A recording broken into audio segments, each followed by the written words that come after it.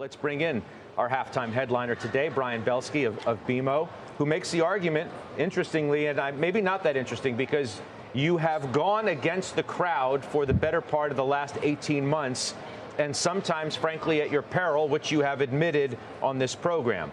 But you suggest you want to buy the dip in financials. Why? Good afternoon, Scott. Thanks for mentioning that. You know, money is made when there's blood in the streets. I'm not saying that there's blood in the streets in financials, but we need to take two steps back and, number one, apply some common sense. Number two, apply some analysis. And number three, kind of look at things longer term. So let's look at the common sense side of things. I think the market's throwing the baby out with the bathwater with all these financials, and they're not treating all financials equally. And what we think is going to end up happening from a thematic basis and strategically are three things. Number one, the inverse of what happened post the great financial crisis, where small and medium banks were the really things to be, and everyone shunned the big banks. I think it's pretty clear that big money center banks and Canadian banks are going to be the big winners in this as investors. Now, whether or not you're a private client investor, a commercial real estate investor, or an institutional investor, are going to go to the big banks where the balance sheets and the stabilities are. That's kind of number one thing. Number two theme is that because of the issues in the small mid banks, I think they're going to see massive consolidation.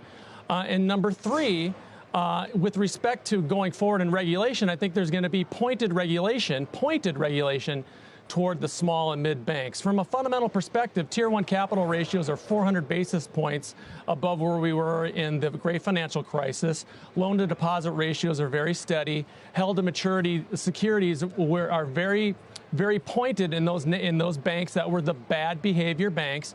We're seeing no systemic risk, but the financials at 14% of the market, we believe would be a strong overweight here and propose a great value at these levels. You don't have to own them all, Scott. You have to be very select.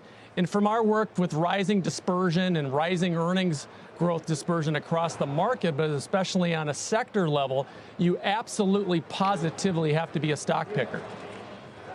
But I feel like, you're in the Mike Mayo camp of, as you look at bank to bank, that in his words, as he puts it, Goliath is winning.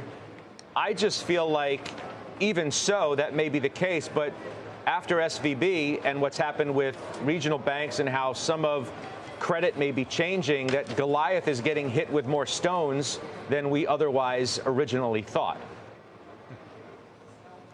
Well, I don't necessarily agree with that, Scott, because, again, this is about stock picking. And I think we in the investment community, frankly, have gotten lazy by just buying ETFs or being broader on the market. That's why you have to roll up your sleeves and do individual work on some of these banks. Like, for instance, in the small mid-cap portfolio, we own Glacier Bank and First Citizen.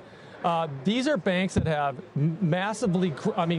great management teams, very clean balance sheets, very clean loan portfolios, and unfortunately, you have to kind of sift through the rubble to find those big names, or the best names, In the big cap banks, Mr. Moynihan and Mr. Diamond set the stage when they talked about fourth quarter earnings and 2023 earnings early in January, where they started this mantra of under-promise and over-deliver. In Mr. Diamond's letter that everybody wants to talk about this week only accentuated that. And oh, by the way, he said, maybe not, things are so bad. But so that's why you want to be more concentrated with respect to your holdings, maintain that overweight, let everybody be bearish. If you look at our fund flow chart that we put in our report today, everyone and their mother, brother, sister, cousin, uncles chasing utilities, we'd say good luck with that. Same thing on the staple side, they're expensive. You want to look at where people are not. You want to always want to skate to where the puck is going, Scott, and where the puck is going is these areas. If the puck is going to a softer portion of the ice because the economy is obviously weakening by virtue of the data, do you really want to skate there at the risk of falling through? Yes, I do, because remember, stocks lead earnings, which lead the economy. The stock market, if and when we see the softness in the economy, Scott, the Fed's going to cut rates. Karen was amazing when she talked about, and Bryn talked about the Fed's going to be late. Everybody knows the Fed's going to be late. The Fed's going to overshoot. We know that. Scott, what's the market going to do if and when the Fed cuts rates? Come on.